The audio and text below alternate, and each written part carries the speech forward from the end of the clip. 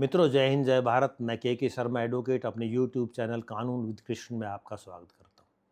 मित्रों, अक्सर देखा गया है कि जो पारिवारिक संपत्ति होती है, चाहे वो एग्रीकल्चर प्रॉपर्टी हो, चाहे वो रेजिडेंशियल प्रॉपर्टी हो, रिहायशी प्रॉपर्टी हो, उनका जो है बँटवारा आपस में कर लिया जाता है या रिलीज़ डीड लिख दी जाती है। अक्सर पारिवारिक बँटवारा होता है या तो ज़ुबानी होता है या लिखित किया भी जाता है, तो उसको रजिस्टर्ड नहीं किया जाता है, तथा रिलीज़ डीड भी लिख दी जाती है और अक्सर रिलीज़ डीड को रजिस्टर्ड कराया जाता है। तो सुप्रीम कोर्ट के समक्ष यही 2 बिंदु आए थे कि ऐसी रिलीज़ डीड जो कि रजिस्टर्ड है, लेकिन जिसके ऊपर एक्ट अपॉन नहीं हुआ, यानी कि उसके मुताबिक वो जो है उन्होंने काबिज़ नहीं हुए या कार्रवाई नहीं की, तो उसकी कानूनन क्या वैधता है, तथा फैमिली सेटलमेंट या पारिवारिक समझौता जो रजिस्टर्ड नहीं है, उसकी कानूनन क्या मान्यता है। तो इस पर सुप्रीम कोर्ट ने दोनों को मनन करते हुए बताया कि जो रिलीज़ डीड है, अगर रजिस्टर्ड रिलीज़ डीड है, तो उसके साथ प्रिजम्पशन ऑफ ट्रूथ यानी कि सत्यता का जो प्रिजम्पशन है उसके साथ अटैच रहता है। उसको माना जाता है कि रिलीज़ डीड जो है वो सही है और उसके मुताबिक उसने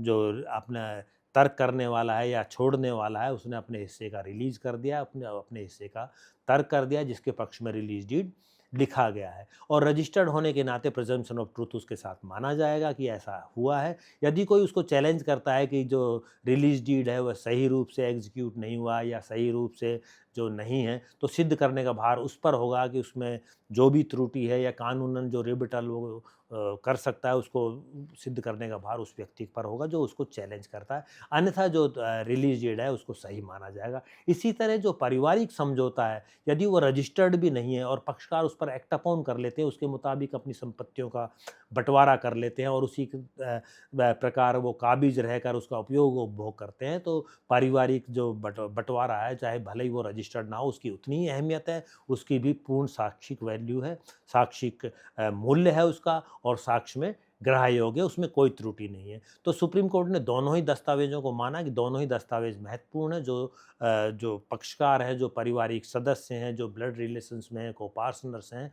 उनको एक-दूसरे पर वो बाध्यकारी हैं और उनको लागू किया जाना चाहिए। फैमिली सेटलमेंट है, भले ही वह रजिस्टर्ड ना हो, तो भी वो पक्षकारों को आपस में जो है इस्टॉपल से बाउंड करता है।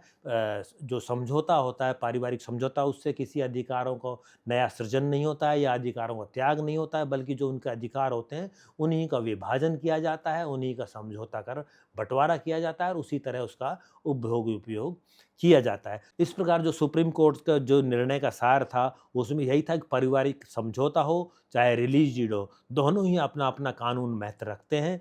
दोनों को साफ तौर पर मान्यता दी जानी चाहिए, दोनों को ही कानूनन इम्प्लीमेंट किया जा सकता है और किया जाता है, और दोनों की ही अपनी-अपनी साक्षिक मूल्य है। जहाँ तक रिलीज़ डीड है, रजिस्टर्ड रिलीज़ डीड है, उसको लिखे जाने के तुरंत बाद से वह प्रभावी हो जाती है, उसके लिए कुछ एग्ज़ीक्यूशन की आवश्यकता नहीं होती, वो तुरंत प्रभाव से लागू होती है और तुरंत उसके में जो है रिलीज़ होकर या हिस्सा तर्क होकर दूसरे को अधिकार प्राप्त हो जाते हैं। जबकि पारिवारिक समझौता होता है, वो आपसी समझ और आपसी समझौते के आधार पर होता है, भले ही वो मौखिक हो, चाहे वो लिखित हो। यदि लिखित भी है तो उसका रजिस्ट्रेशन की अगर नहीं किया गया है तो कोई आवश्यकता नहीं है, उसकी भी साक्ष्य में उसको ग्राह्य किया जाना चाहिए।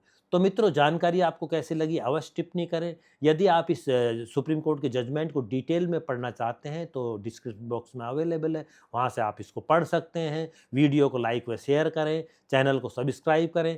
Thanks for watching. जय हिंद, जय भारत।